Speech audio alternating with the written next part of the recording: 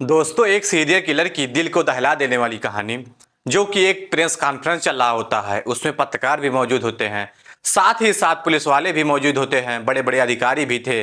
कातिल से पूछा जाता है कि तुमने कत्ल कैसे किया।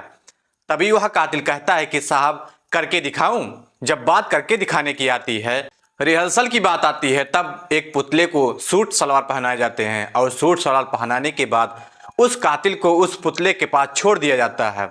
वह कातिल पुतले को बहुत ही बुरी तरीके से, बड़ी ही दर्दनाक तरीके से पकड़ता है। पकड़ने के बाद उसको जमीन पर गिराता है और जमीन पर गिराने के बाद उस पुतले ने जो कपड़े पहने हुए थे, उसी में से उसका दुपट्टा भी होता है। उस दुपट्टे से वह उसका गला घोंटता है और गला घोंटने के बाद उसके साथ लेफ्ट साइड में जो गांठ मार देता है। गांठ मारने के बाद वहां खड़ा होता है और एसएसपी के कंधों पर हाथ रखने के बाद कहता है कि ऐसा करता था। जैसे ही एसएसपी ने यह बात सुनी, बाकी जो पत्रकार मौजूद थे उन्होंने अपनी आंखों से देखा। सबके सब देखकर उससे हैरान थे, लेकिन कातिल मुस्कुराने लगता है, हंसने लगता है, ऐसा जैसे कि उसने बहुत बड़ा काम कर दिया हो। दरअसल 250 गांवों में उस कातिल की दहशत फैली हुई थी। हर कोई डरने लगा था। पुलिस वाले यह कहने लगे थे कि कोई भी महिला अपने घर से अकेले ना निकले। अगर वह अकेले निकलती है तो उसके साथ कोई भी शोक रहित घटना घट सकती है। लगभग 13 महीने तक वह ऐसे ही कत्ल कर रहा था और जब वह पकड़ा जाता है तो फिर लोग सुकून की चैन की सांसें लेते हैं।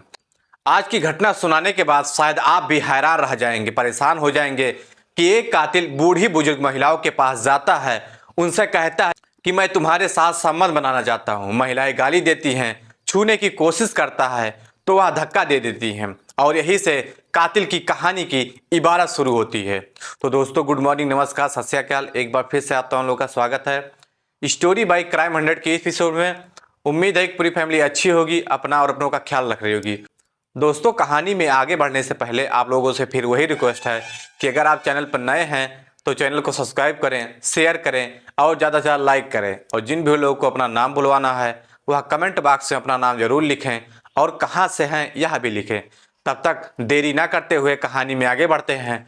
तो दोस्तों, आज की जो सच्ची घटना मैं आपको सुनाने जा रहा हूँ, यह सच्ची घटना उत्तर प्रदेश की बरेली की है। दरअसल शाही थाना क्षेत्र और शेरगढ़ जो मार्ग है उसके पास में एक बुजिया माइनर लगता है। इस मेन रोड से लगभग 300 मीटर अंदर की तरफ एक व्यक्ति एक गांव का ही अपने खेत में किसी काम के लिए गया हुआ था और जैसे ही चरी के खेत में वह कुछ काम कर रहा होता है तो वहां पर एक महिला पड़ी हुई थी, यानी कि उसकी लाश पड़ी हुई थी। जैसे ही उस महिला को देखा, वह बेहोश होकर उल्टे कदम भागने लगता है। जैसे उसने अपनी आंखों से देखा, वह पागलों की तरह परेशान हो जाता है, पीछे हटता चला जाता है।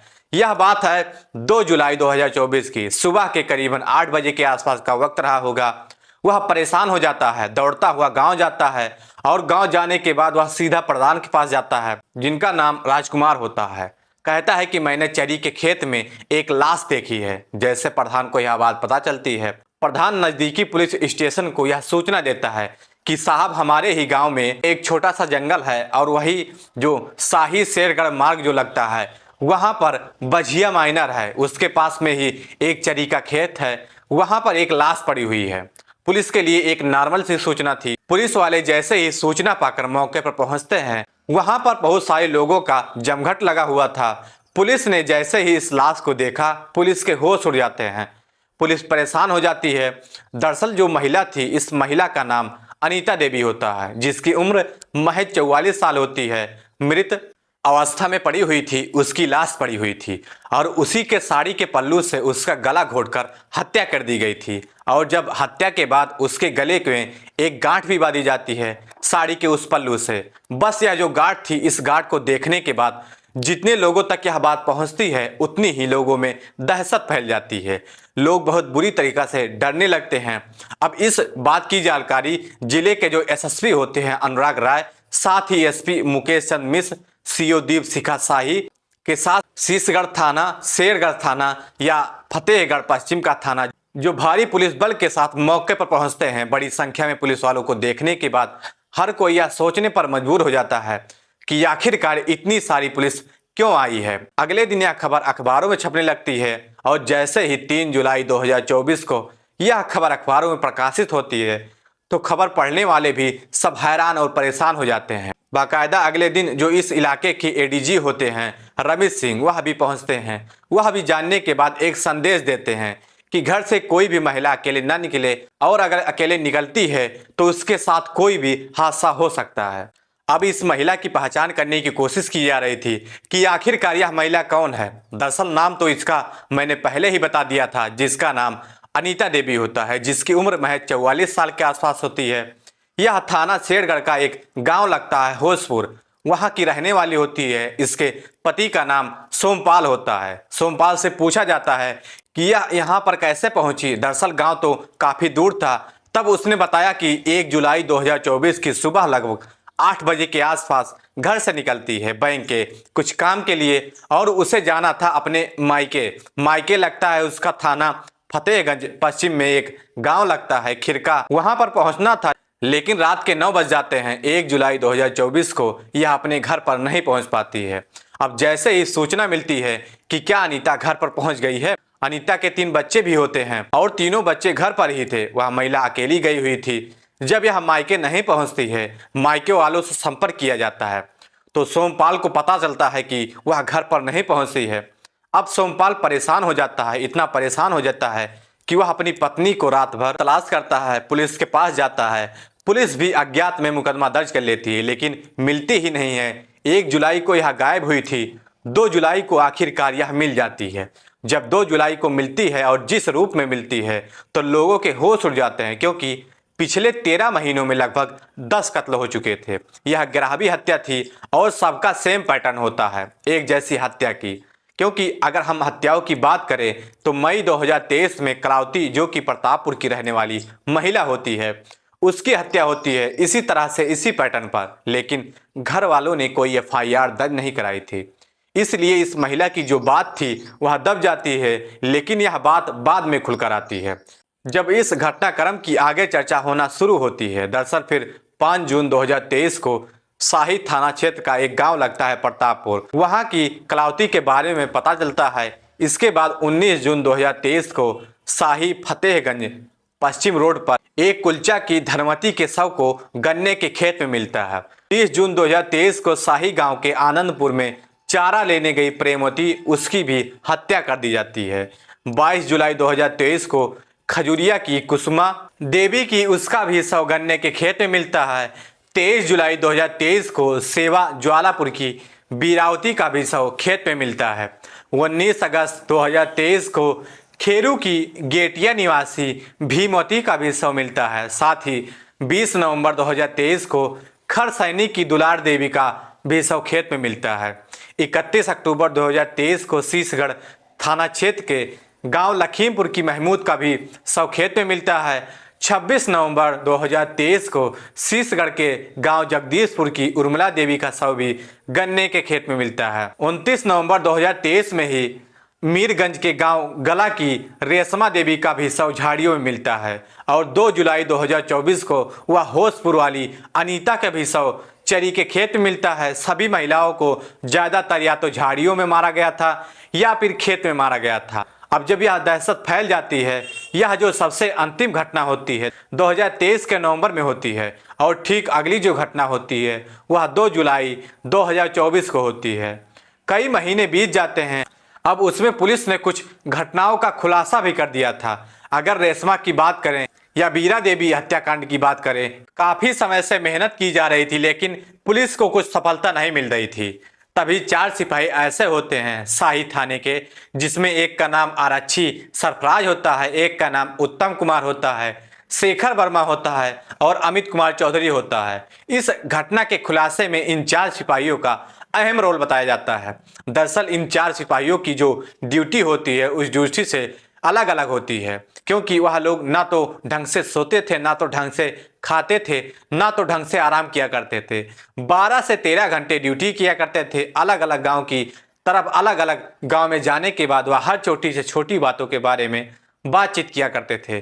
किसी ने कुछ देखा हो, किसी ने कुछ देखा हो, कुछ भी ऐसा जानकारी नहीं मिल रहा था उस कातिल के, क्योंकि ये सीरियल किलर होता है और सीरियल किलर जो होता है वह इस तरह से एक ही पैटर्न पर हत्या कर रहा होता है। लगभग 2 थानों के 250 गांव में दहशत फैल चुकी थी। अब हत्यारा कौन है, पुलिस परेशान हो चुकी थी। आखिरकार करे तो क्या करे। जब पुलिस ने सभी तरह की जो कोशिश थी, लगभग 2.5 लाख लोगों के जो नंबर थे वह भी सर्विलांस पर लगाए गए, लेकिन उससे भी कुछ सफलता हाथ नहीं आती है।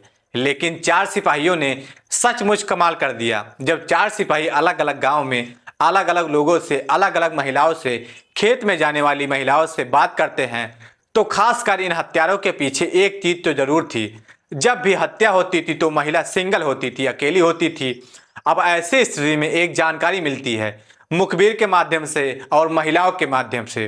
कुछ स्केच बनाया जाता है और स्केच 6 अगस्त 2024 को सोशल मीडिया पर वायरल कर दिया जाता है। अलग अलग थाना क्षेत्र में सेंड कर दिए जाते हैं, यह देखने के लिए कि आखिरकार कातिल जो है इन्हीं से मिलता जुलता है। तभी महज 2 दिन हुए थे, यानी कि 8 अगस्त 2024 को यह सूचना मिलती है कि शाही थाना क्षेत्र के एक मचान पर एक व्यक्ति है जो कि इस स्केच से, यानी कि जो चेहरा बनाया गया था एक आर्टिस्ट के माध्यम से, उससे काफी मैच करता है।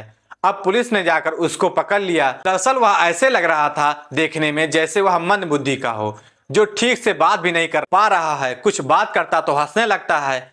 अब उसको थाने लेकर आते हैं और थाने लाने के बाद उससे जब बातचीत कर रहे थे तब वह बताता है कि जिस रूप से वह बताता है, आप लोगों ने रमन राघव 2 फिल्म देखी होगी जिसको नवाजुद्दीन सिद्दीकी ने उसका रोल अदा किया है। अगर आप लोगों ने फिल्म देखी होगी तो आप लोगों को अंदाजा लग गया होगा कि कितना खतरनाक, कितना सात्विक किस्म का वह व्यक्ति रहा होगा, जिसको देखने के बाद लगता ही नहीं, देखने के बाद कि वह इतना शातिर हो सकता है। दरअसल अगर हम इसकी बात करें तो थाना नवाबगंज का एक गांव लगता है, बाकरपुर समूह वहां का रहने वाला होता है। इसके पिता का नाम बाबूराम होता है।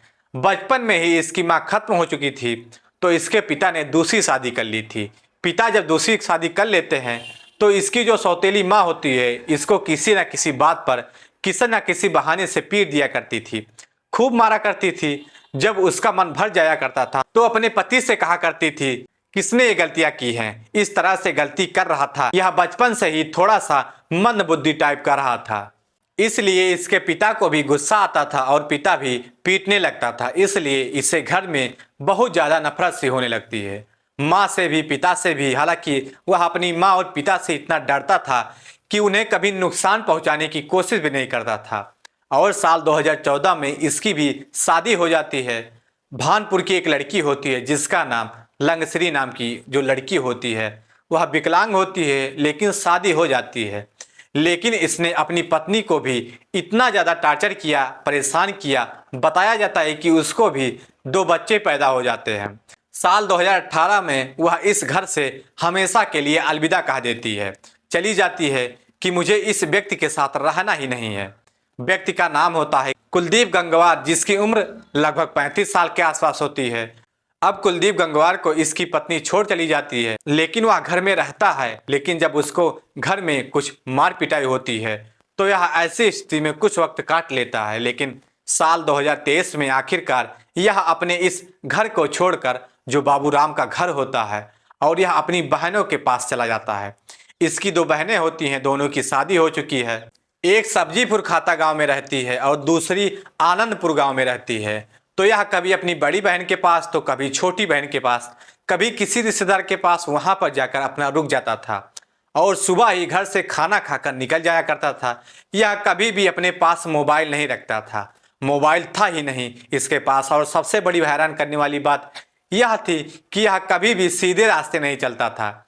जैसे आप देखते होंगे जो चौड़े रास्ते होते हैं जिन पर गाड़ियां चलती हैं, बाइक चलती है या फिर और बड़े वाहन चलते हैं, उन पर कभी भी नहीं चलता था। लेकिन गांव के जो छोटे रास्ते होते हैं जिनको हम चक्रोड के नाम से बोल देते हैं, ऐसे छोटे छोटे रास्तों को वह जो लोगों के द्वारा खुद ही पैदल चलने पर बन जाया करता था, ऐसे रास्ते पर चलता था। हालांकि पुलिस ने उस कातिल को ढूंढने के लिए 1500 सीसीटीवी कैमरे लगाए थे और हर जगह पर लगाए हुए थे, लेकिन ऐसी जगह पर कैमरे नहीं लगे थे जो कि चक्रोड टाइप की होती है, जहां पर लोग पैदल निकल जाते हैं। अब इसी तरह से इसका आना जाना लगा रहता है। और इसने मई में जो पहला कत्ल किया था, जिस महिला का नाम होता है कलावती देवी, इसका जो पहला कत्ल किया था तो वह महिला अकेली मिल जाती है और इस महिला को देखने के बाद इसकी नीयत खराब हो जाती है। हालांकि इस महिला की उम्र 50 साल से ज़्यादा होती है। इस महिला के पास जाता है और जाने के बाद उससे बातचीत करने लगता है। महिला भी इसको रिस्पॉन्स दे रही थी, लेकिन इसने महिला से कहा कि मैं तुम्हारे साथ संबंध बनाना चाहता हूं। जैसे बात संबंध बनाने की आती है, तुरंत ही इस महिला को गुस्सा आ जाता है और महिला इसको गालियां देने लगती है। और जब इसने उस महिला को छूने की कोशिश की तो वह महिला इसको धक्का दे देती है और ठीक इसे अपनी माँ की याद आ जाती है, जिस तरह से माँ ने इसे बचपन में ही पीटना शुरू कर दिया था, सौतेली माँ ने। तो इसे बहुत बुरा लगता है कि आखिरकार ये महिला इसके साथ ऐसा कैसे कर सकती है। इसने इधर उधर चारों तरफ देखा, क्योंकि वहां पर दूर दूर तक कोई आदमी नहीं था। तभी इसने उस महिला को पकड़ा और उसकी हत्या कर देता है। इसी तरह से लगातार यह हत्या का सिलसिला चलता रहता है। अब चाहे वह धनवती मौर्य हो या फिर उर्मिला हो, दुलारे हो या फिर शेरगढ़ की रहने वाली अनीता देवी हो, महमूद हो या फिर रेशमा हो, बीरा देवी, कुसुमा देवी, शांति देवी, इसी तरह से बारी बारी से लगातार हत्याएं कर रहा था। हत्या का पैटर्न एक ही होता है। उनके साथ संबंध बनाने की कोशिश करता था, महिलाएं विरोध करती थी तो यह उसका गला दबाकर हत्या कर देता था। अगर महिला साड़ी पहनी है तो उसके पल्लू से, या अगर महिला सूट पहनी है तो उसके दुपट्टे से गला घोंटकर हत्या कर देता था और उसके बाद उसके बगल में गांठ मार दिया करता था। जब इस तरह से यह हत्या करता था, जब ये पकड़ा जाता है और पुलिस वाले इससे पूछते हैं कि किस तरह से हत्या करते थे, पत्रकार भी इससे सवाल पूछ रहे होते हैं, तब यह एक रिहर्सल करता है पुतले पर और पुतले को गिराकर जिस तरह से उसकी हत्या करता है। जब इसने गांठ लगाई पुतले पर जो दुपट्टा था, तो उस गांठ को उसने लेफ्ट साइड में लगाई। तब सबके सब हैरान रह जाते हैं। उस वक्त तक तो ऐसा लग रहा था कि जैसे ही ये झूठ बोल रहा है। हो सकता है कि पुलिस की कहानी में कुछ झोल हो, लेकिन पुलिस जब इस कातिल को ढूंढने के लिए 13 महीने से लगातार मेहनत कर रही थी और पिछले 6 महीनों में तो यह बहुत ही ज्यादा, और खासकर जब 2 जुलाई को इस अनीता देवी की हत्या होती है और जब 250 गांव में दहशत फैल जाती है, लोग सड़कों पर उतर आते हैं, तब बात लखनऊ पहुंच जाती है। लखनऊ से लगातार प्रेशर बढ़ रहा था। हालांकि इस बीच में 2 एसपी बदले जाते हैं, लेकिन अनुराग आर्य ने इस मामले को बहुत गंभीरता से लिया, अपनी टीम गठित की और 4 सिपाहियों ने, जिसका नाम पहले ही ले चुका हूं, इसमें सरफराज, उत्तम कुमार, शेखर वर्मा, अमीर चौधरी, इनकी मेहनत से कातिल पकड़ा जाता है। और जब कातिल पकड़ा जाता है तो एसपी के कंधों पर हाथ रखकर बताता है कि मैं ऐसे मारता था, और वह हंसने लगता है। तो वाकई में यह बहुत ही डरावना सीन था। देखकर शायद भविष्य में हो सकता है कि आपको इस विषय पर कोई फिल्म भी देखने को मिल जाए। दोस्तों, इस पूरी घटना को सुनाने का उद्देश्य किसी को परेशान करना नहीं था, किसी का दिल दुखाना नहीं था, बल्कि आप लोगों को जागरूक करना था, आप लोगों को सचेत करना था। और आपको यह भी बताता है कि जिस तरह से पुलिस ने इस घटना का खुलासा किया, इससे यह बताया जाता है कि जितनी भी हत्याएं थी 11 की 11 यह इसी आदमी ने किया है। तो दोस्तों, इस पूरी घटना को सुनाने का उद्देश्य किसी को परेशान करना नहीं था, किसी का दिल दुखाना नहीं था, हालांकि आप लोग को जागरूक करना था, आप लोगों को सचेत करना था। तो दोस्तों, कहानी कैसी लगी कमेंट सेक्शन में जरूर बताएं। अगर चैनल पर नए हैं तो चैनल को सब्सक्राइब करें, शेयर करें और ज़्यादा से ज़्यादा लाइक करें, ताकि हमें भी मोटिवेशन मिलता रहे। तब तक के लिए जय हिंद, जय भारत।